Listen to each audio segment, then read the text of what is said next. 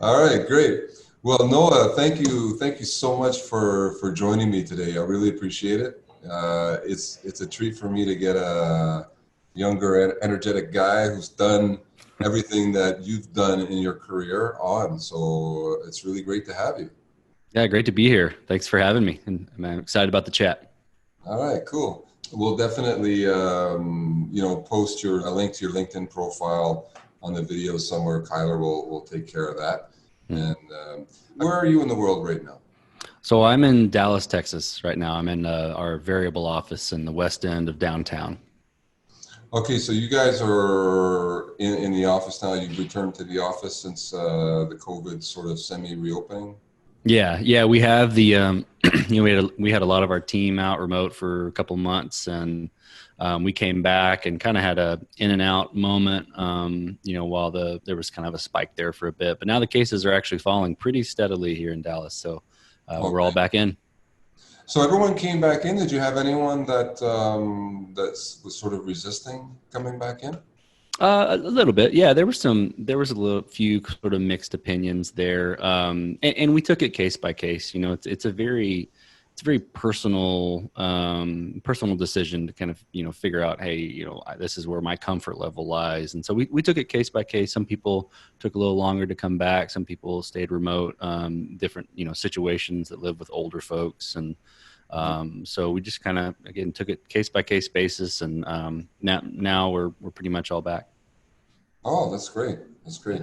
Yeah, we're kind of doing the same thing, but we have a big majority that have not come back yet. So yeah. I think out of 40 employees, I think we have maybe 7 that have come back, including the 2 owners.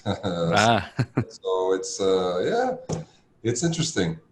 Yeah, it's strange times. It's COVID has definitely penetrated everywhere, and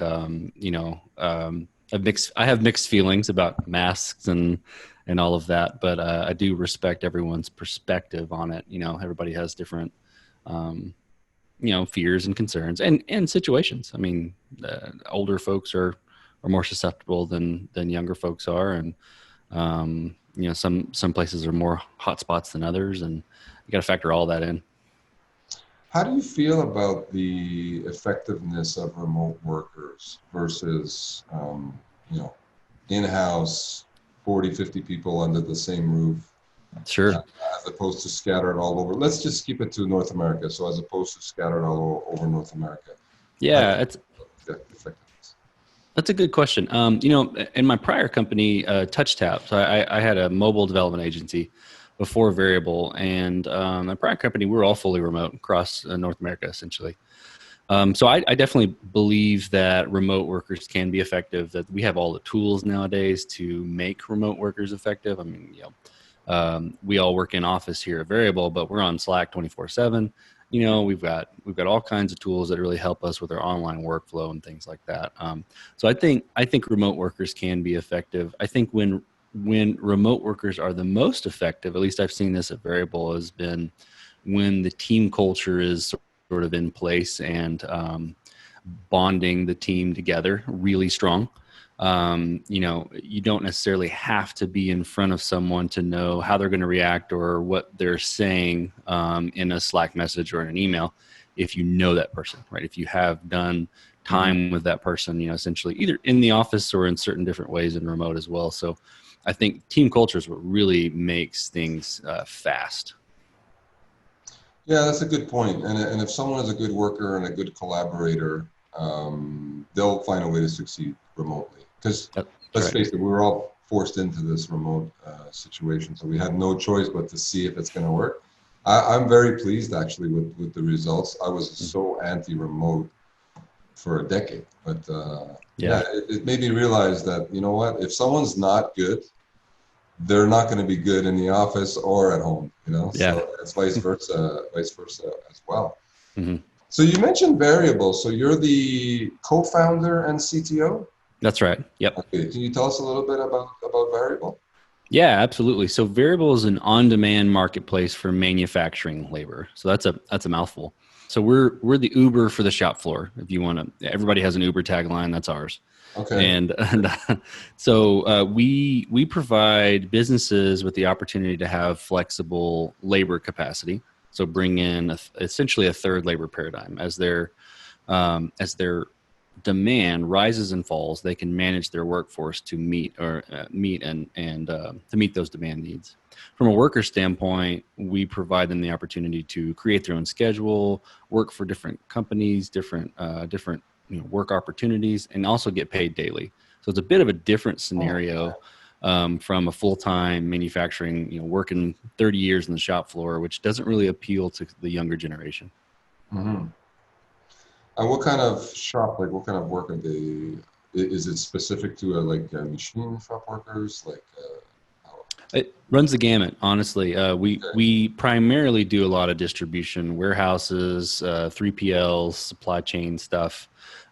We do service manufacturing. We do some final mile work as well, some assembly, forklift driving, things of that nature. So pretty much anything around the industrial supply chain, we have workers that would fit in that scenario. Okay, excellent. So that's interesting because you're in the IT web space throughout your career. I was looking at your LinkedIn, obviously, in preparation for this meeting. So it's interesting that you would build something and succeed in something for, a completely different industry, right? So now Sure. my question is going to be staff augmentation in the web development world, because let's face it, SimplyPHP's web development. Your portfolio is heavy on technology, web development, management. So a couple questions. Is something like this applicable to the web development world? So that's number one. How do you feel about that? Now, I know there's a lot of freelance platforms out there that I guess are kind of similar. Mm. Would you find the platforms that are out there for web developers to be similar to what you have, except it's just a different space? Yeah, sort of. I would say, you comparing like freelancers or independent contractors for manufacturing, there are definitely similarities in marketplaces built around those types of models, right? Mm-hmm. But I would say that so web development, app development, really just call it software development, period. It's a little more specialized than, say, warehouse work or pick, pack, and ship, or standing at the end of a conveyor belt packaging material. You need some training, you need some experience. So it's a little bit different. What we focus on is those the non-skilled, I would say non-skilled, lower skilled type of opportunities. So you look at a manufacturing operation, and you've got your high skilled positions, and then you've got your work that needs to be done, whether it's like final QA or receiving materials or pick, pack, and ship. Those things are repeatable tasks, right? You may have your specific ways that you want to do them at your business, but they're pretty much repeatable. You don't have to have specific training to do them, and that's a lot of what we focus on. Is okay. We want you hire your full-time people in the more skilled positions, and then we will come in and augment the lower skilled type of stuff.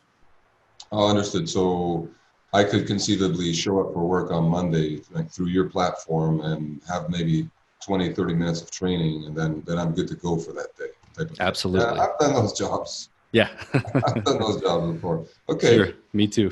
Yeah. So in that vein now, so let's pivot to when you were a software development leader, manager, and I'm sure even when you built Veryable. When you are faced with the necessity to augment your staff, so you need to staff aug pretty quick, you're looking at the horizon, you're saying, you know what, I'm not going to make this timeline, it's impossible. Mm-hmm. You have to make it. I need to add, 3 or 4 developers, and a sysadmin, or let's just stick it to developers. You need to add 3 PHP developers. Mm-hmm. What is your process, or what was your process? Staffing up. Were you looking at full-time employees? Were you looking at going on the popular freelance websites? Were you looking at hiring a company? How was your decision made? and then I'm going to ask you, what was your process to find the right people? Sure. I answered both those questions, and I don't think I did it. I don't think I did it very effectively. So I can definitely. That's even better. Yeah. So at Veryable, it's always been full time. We've always really focused on bringing in a team, building an engineering team, because our tech is our product, and we really want people to come in and own it. So that's been our goal from day one. But at TouchTap, I would ramp up and ramp down workforce all the time. And what I did, what I sort of chose to do at that time was to try to bring in individuals. I try to find individuals, maybe through LinkedIn, through my own networking, through my own network, bring in mobile developers, web developers, things like that, and sort of give them a try. On a salary or like a contract basis, like contract basis, yeah. Contract basis. Okay, sorry. Yeah. So everybody on TouchTap at TouchTap, I'd say excluding a couple of people, were all contract. Okay. So it was all sort of project based. It was ramped up based on the work pipeline that we had. Mm-hmm. And what I figured out was after the fact, 2020 hindsight, it was really ineffective. Going and searching, for individual people took a long time. There's a lot of risk. There was a lot of risk associated with that. It could have gone good, could have gone bad. A lot of times it went bad, and then I just wasted time and money and effort. So if I could go back and do that, I would look for sort of a maybe white label third party agency or group, kind of like SimplyPHP, and partner with them. Maybe take on a project and get to know each other a little bit. But I would go back and try to find that partner to be tied at the hip with, to be able to ramp up and ramp down as needed, because at the end of the day it would have helped both. It would have helped my agency and would have helped the other partner I would have partnered with too. So it was very ineffective the way I was going about it, and I learned a lot from it, but if I could go back, I'd do it differently. Yeah, I could imagine. I can see it if you were trying to hire one resource. You can grab just an individual on a contract basis, but yeah, when there's more than one, I could see it being difficult. Yeah. So when you ramped up at TouchTap, did you have a lot of time to prepare for that ramp up, or was it just basically, hey, Monday morning, someone looked over everything on the weekend and came in Monday and said, this is not good, we need to hire? Like, how was that process? It was a scramble. Yeah. It was a scramble. Okay. Yeah. It was like, okay, we got this new project. We're excited about it. Holy crap. We don't have anybody to do it. Let's go find some people. It was really stressful.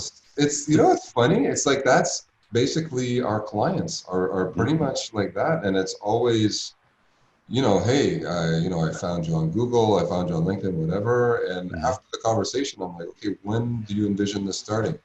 As soon as possible. Right. I'm like, wow, okay. And it's pretty much like 80% of the time it's like that.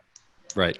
Absolutely. Yeah. I suspect so. You get a project and when you got to ramp up then. You don't necessarily foresee the demand spike, right?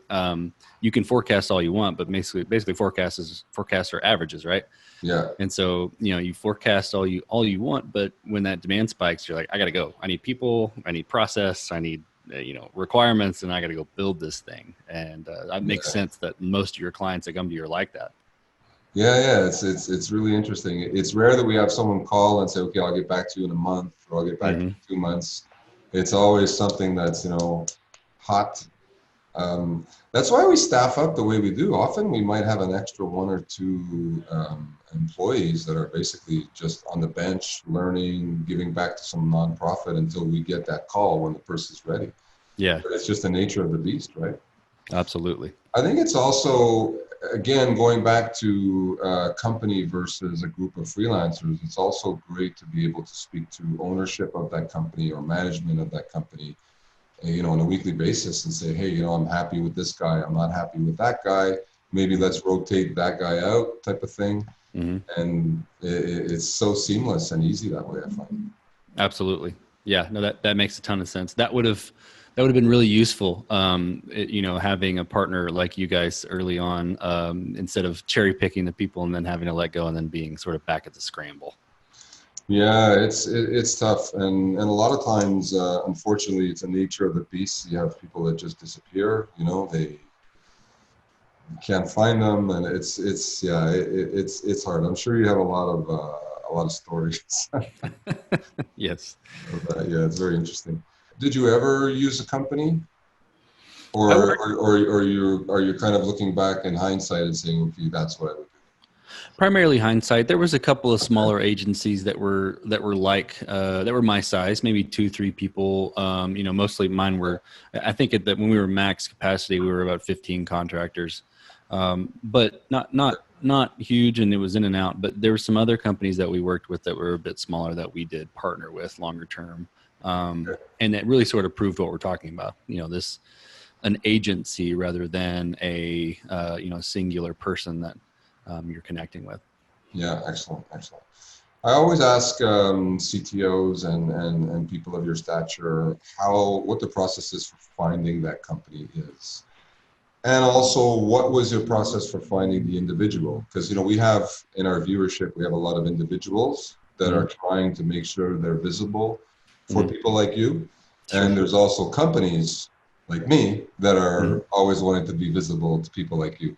So can Sure. you give me first go over the individuals, like what was your process for hiring an individual, and then Mm-hmm. the same thing for a company, if you Yeah. can.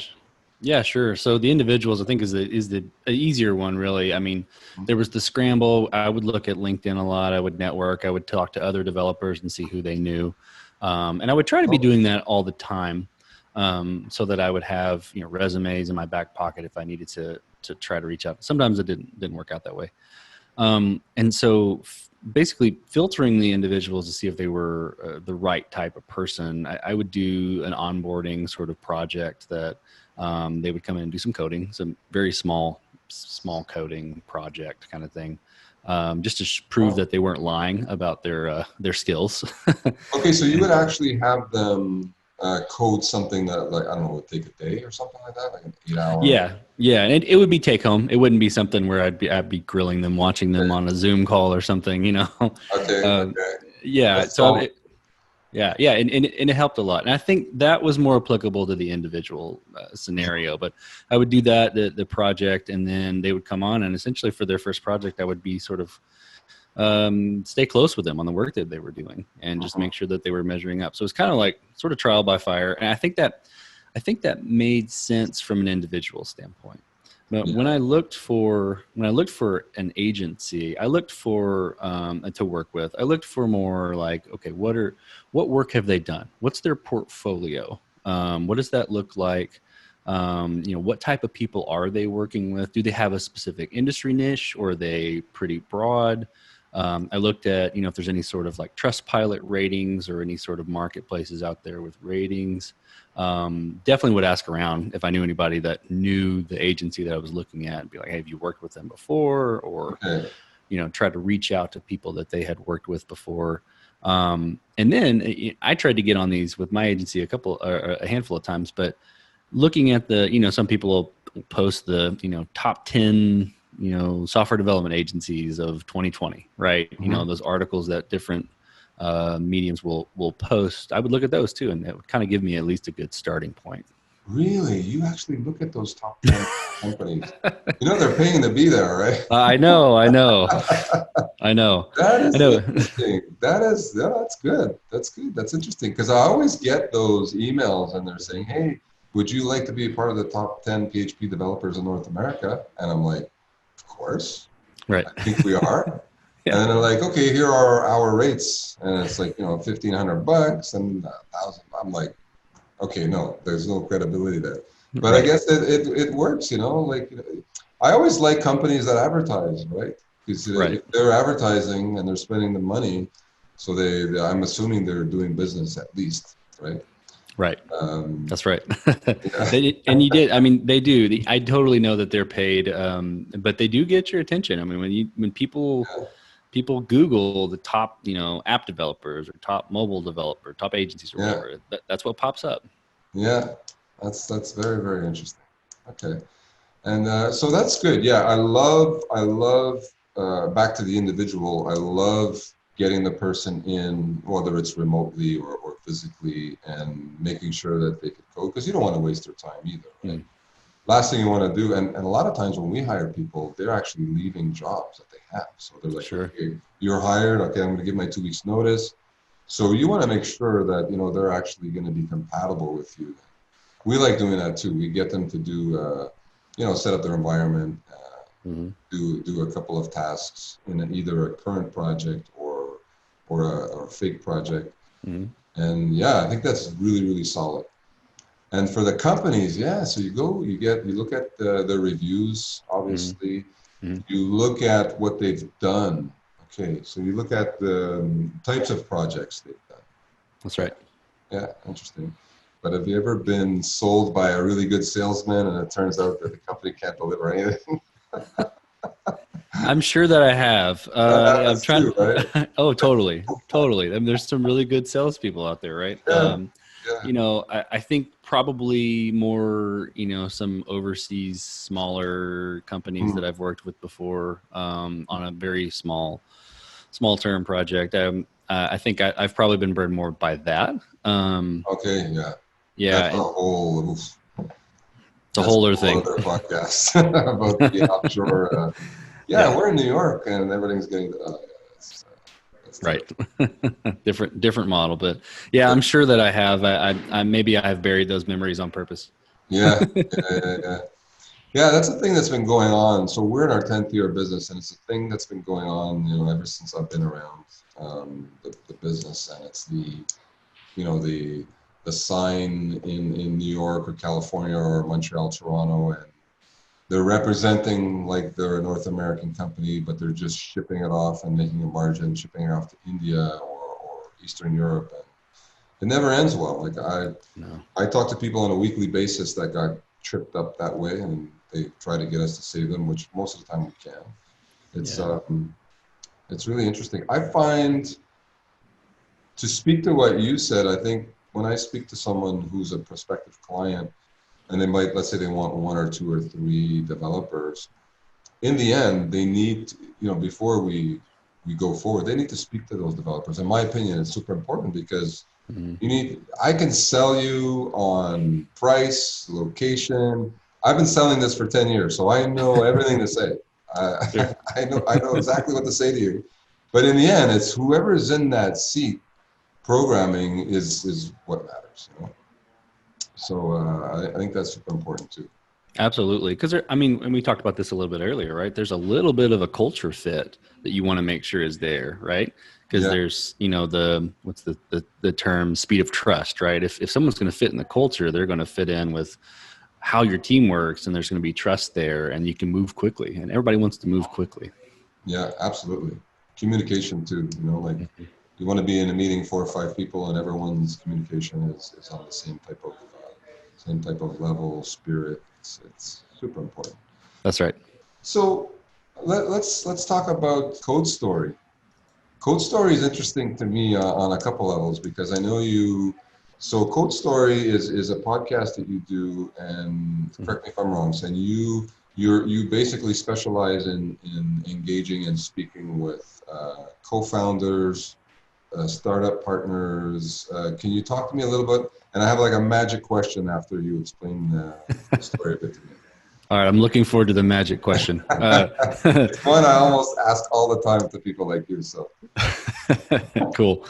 So Code Story, yeah. So what I'm doing with Code Story is I'm interviewing CTOs, CEOs, basically tech visionaries, right, about their human story in building world-changing products, right, disruptive products. So, if I interview a carpenter, he's going to tell me about his hammer, right, and his nails, right? So I interview tech folks, and they tell me about the frameworks they use to build software. So it's a tech podcast, it's a startup podcast, but the goal of it is to surface those human stories from the tech people about what they went through to build a product. Like, oh yeah, I built my MVP and it was ugly and it was terrible. And we were embarrassed to release it. And then I hired the team, and I hired 10 people, and 3 of them worked out and I had to fire 7 of them, you know, and like all of the nitty gritty startup stories that people, you don't really hear about as much. So but they go on. business, so more the person who went through those business stories, like. Yeah. And from the tech side, so we want to surface the tech bits of how you're using the hammers to build the house, right? So, you know, we'll talk about tech to scale. We'll talk about choosing technology, technical debt, and things like that, but not from the standpoint of like, we're going to dissect the ones and zeros. It's more about, this is the tool that I used, and this is why I went that route, and this is where I was happy with that decision, and this is where that really bit me in the butt later. So, you know, it's more about from that seat and that perspective, and as a human tech builder. So that's what Code Story is. When you talk to them technology wise, and you just said something that kind of piqued my interest. And you said, this is the hammer I use, and this is why I chose this type of hammer. So that'll lead me to a question. What do you think drives people to choose a certain programming language, and what should drive them? So basically, if you have a startup, now you have this experience talking to all these people. Did they make a mistake when they chose a programming language, or what drove them to choose that programming language? And what should they take into account when they do choose a programming language? That's a lot of questions, but I think you know what I mean, right? Oh, totally. Okay. I'm totally tracking with you. Okay. You know, there's lots of different factors that go into that decision. I've found, being one of the tech founders and also interviewing tech founders, you know, there's the kind of traditional look at it, right? Which is 2 things, right? Do you know it, right? Is it what you know, so you can go build something quickly?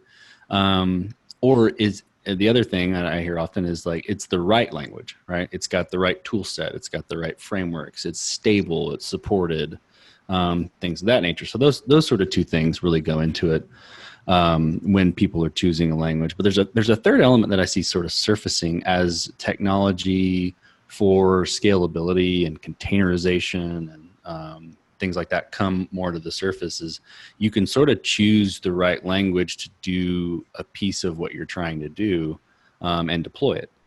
So, you know, if I want to write something kind of heavy data intensive, I can deploy a container that's written in Python, right? Mm-hmm. Or I can, you know, if I want to do something that's, you know, specific to, you know, doing some other sort of technical task, right? That's written, a language that's written for a specific thing. I can build it, put it in a container, and I can deploy it wherever I want. So the language becomes less important, or I won't even say less important, but it's more important about what it's actually functioning for. So I think those 3 things, like, how does it fit into, you know, the piece of the platform? And then also traditionally, like, you know, do I know it? Do enough people know it? Will it be easy to hire for, you know? And then does it meet the need? Yeah, that's my favorite. What you said at the end there, are there people around that know it? Right. Are you going to be able to hire programmers that know it in your area, or are they easily accessible?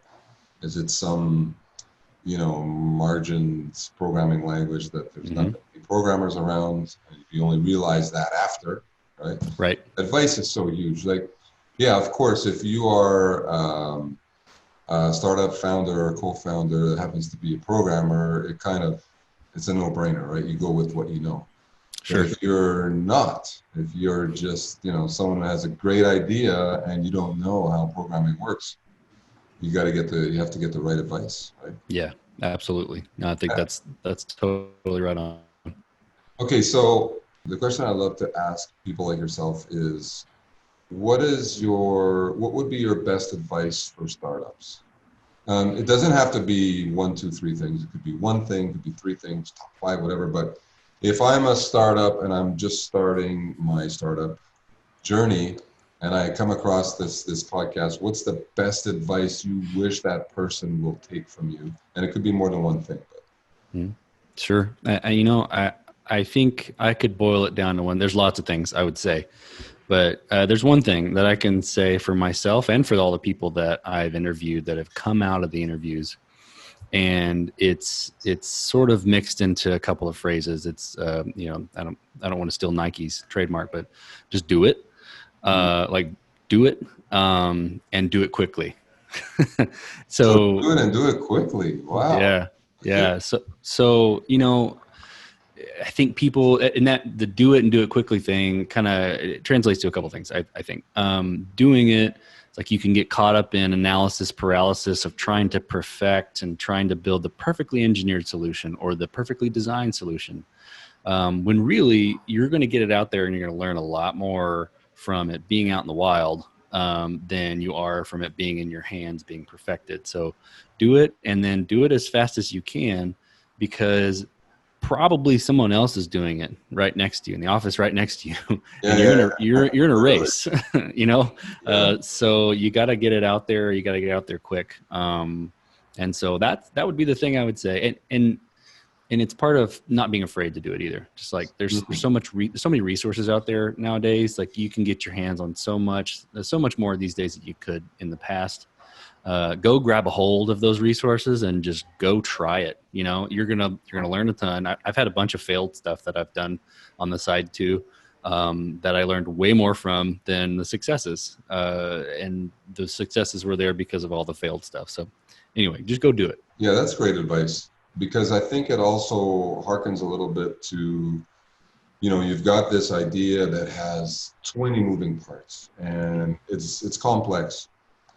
And I often say, and I love MVPs. I love them not only because they help people go for financing. It has nothing to do with financing. It just lets people really laser focus on, okay, what are the things? Okay, there's 20 very complex things, but what are the most important that I can just get it to market? And I guess that's the just do it sort of genre, right? It's like, get out an MVP, get people to start using it, get some feedback about it. Because what you think in the planning phase, those 20 things, you'll realize once it's launched that those 20 things don't even make sense. Maybe 10 of them do, but the other 10 that you spent time and money developing don't mean anything. Exactly. So exactly. What do you think of the MVP process? Do you feel the same way? Do you feel like it's super important that a startup should always have an MVP? I that's a great question. I do for the most part. You know, and I think until recently, I would have said yes, no matter what. You need an MVP, you need to get it out there. But I've interviewed a couple of people here recently. In fact, one really recently, Yokokawa from Alpaca Markets. He and his team are building essentially the Stripe of financial trading, if that makes sense. So like an API for financial trading. And, you know, there are some of those out there, but there's not one that's trying to be the infrastructure for that. And that's what his goal is. And he really opened my eyes to a different way of thinking there, because he said, you know, our MVP was basically non-existent. It was either it works or it doesn't.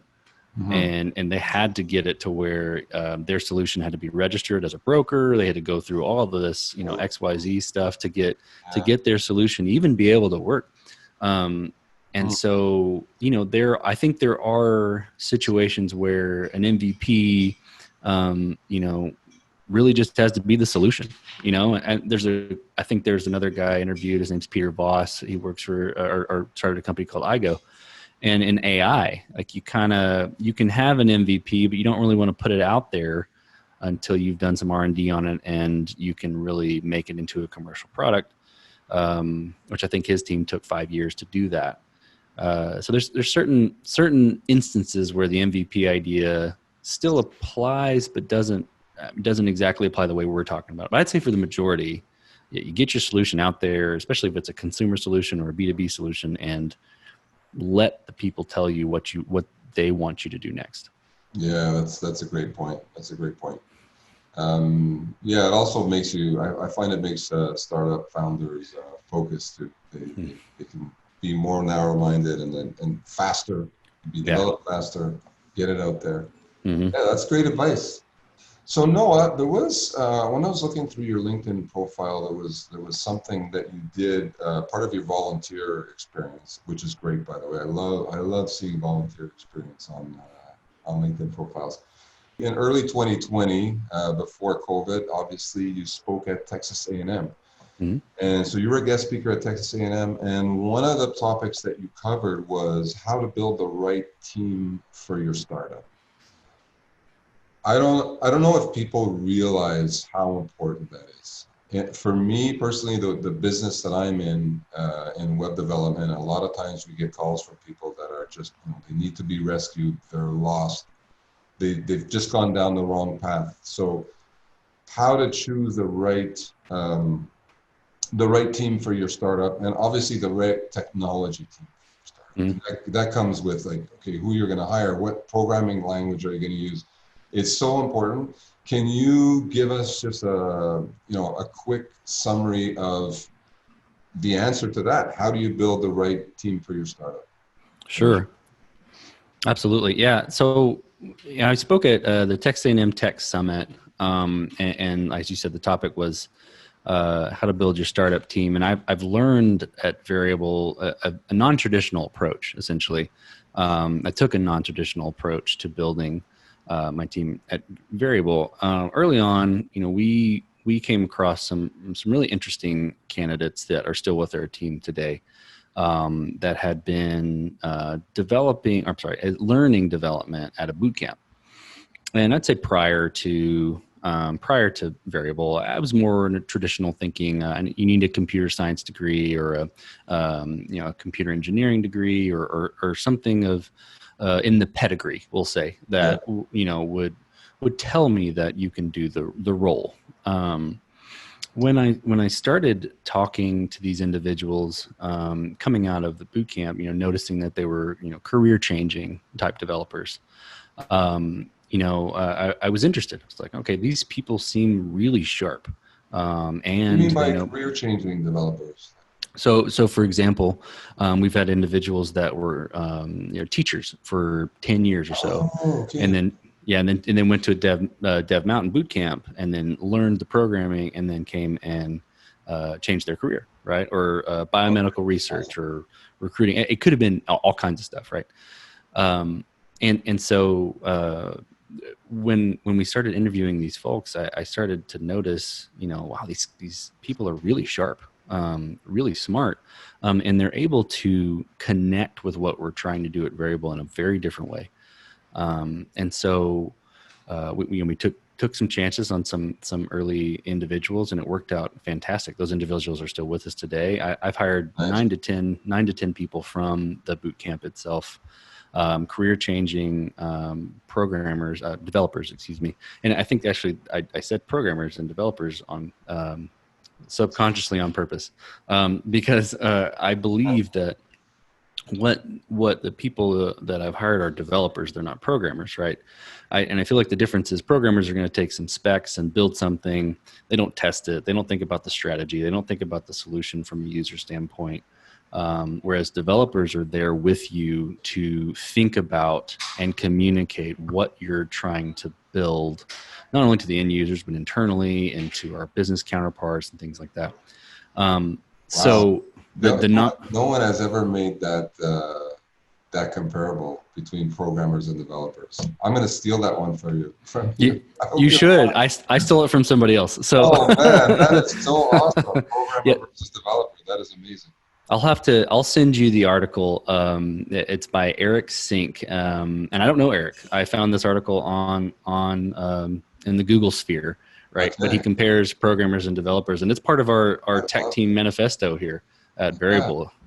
Yeah. And, again, understanding the strategy and what the non-traditional part was like, looking at the person and looking at the raw materials that they have from their life experiences.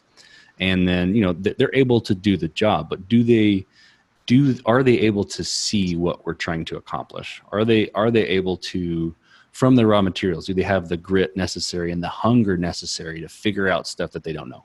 And that's really where the kind of the heart behind building the team. The presentation I gave at the Tech Summit was looking at the raw materials of the people. Yeah, it's super important. What about the reputation of startups grinding people to the bone type of thing, and there's no 40-hour week. It's 80, 100-hour a week, and is that still happening, or was that gone with the 90s type of philosophy? It's still happening at some startups. It doesn't happen here. And I won't say in the early days we didn't work our butt off. We had a lot of things to fix that weren't working. We had a lot of things to prove, and we had a lot of things to make sure that we had a tight core product to stand on. So we worked a lot, and that's part of the early stage startup is getting it done. But what we truly believe, at least with our team culture, is work-life harmony. And you notice I didn't say work-life balance, because I don't think that exists. I think work-life harmony is the important thing that you look for. And one of our early investors, Brian Spaley, actually communicated that to me as a work-life harmony. If you have a lot to do, a lot of work to do, you should work a lot. If you don't have a lot of work to do, there may not be a reason to work a lot. And figuring out how all that integrates in with your life is part of choosing the right job, is part of choosing, the right things you want in your life. It's all about making that dance fit together. So that's what I think when I think of how we do a startup here. Now, I will say that there are startups out there that, 100-hour weeks all the time. Not ours. Let me ask you a little quick advice now for a programmer or developer, because now I know there's two separate things. Should they avoid startups, or if they're going towards a startup because that's where that high-paying job might be at that given moment, depending on the market they're in? What should they look for? What should they steer away from when considering becoming an employee of a startup? That's a great question. And I think it depends on the person, really. I think if you're a person that can work in a highly sort of ambiguous environment, and a constantly changing environment, that, may or may not be 8 to 5. Sometimes it might be 8 to midnight, and the next day it's 10 to 4 or something. It just depends on where the work is needed, and you want to be learning different things. I would say a startup is the place for you, because if you want to get in and learn quickly and do a bunch of fun stuff and really interesting things, startups the way to go. If you're looking for more structure, if you need more structure, if you need a different pace, then maybe a bigger company is more for you, or a bigger corporation is more the speed for you. Neither one of them is wrong or better or worse. I've done both, and I've gotten really great things out of both.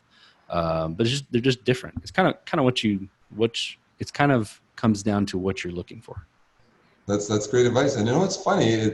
Most of the times I ask people that question. So far, it's always been a little bit different, and I really appreciate yours. And Noah, I appreciate the time that you spent with us today. And I can't wait to see this video, and I can't wait to get it out to both our collective listeners and viewers, because I think there's a lot of value in here. And like I said, we're gonna post your LinkedIn profile, your contact information in the video. So if anyone wants to reach out to you, it's going to be very easy to do it. Cool. Thanks, Tony. This has been super fun. Enjoyed the conversation. Hope to do it again soon. Thank you, Noah. Have a great weekend. All right, you too.